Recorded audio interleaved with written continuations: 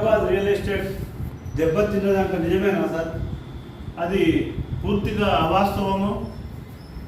ఈ real estate దెబ్బతినడానికి హైడ్రాకు ఎలాంటి సంబంధం లేదు.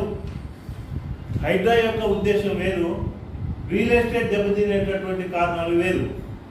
ఇప్పుడు ఇక్కడే కాదు, దేశవ్యాప్తంగా కూడా రియల్ ఎస్టేట్ అనేటటువంటిది నత్తనడిగా నడుస్తుంది. దాని కారణాలు వేరు.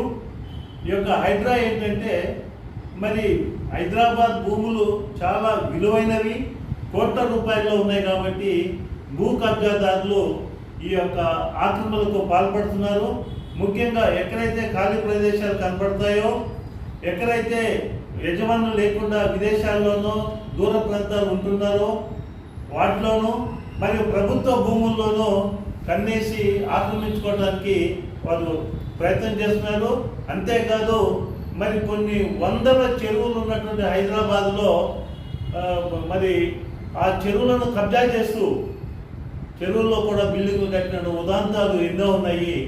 వీటన్నింటినీ కాపాడవలసిన బాధ్యత మరి హైడ్రాకు ఉంది. హైడ్రా ఏంటంటే, ప్రభుత్వ ఆస్తులను పరిరక్షిస్తూ ప్రైవేట్ వ్యక్తులు చెరువులు కుంటలు కూడా మరి అవి పరాధీనం కాకుండా చూడవలసినటువంటి బాధ్యత హైడ్రాపై ఉంది.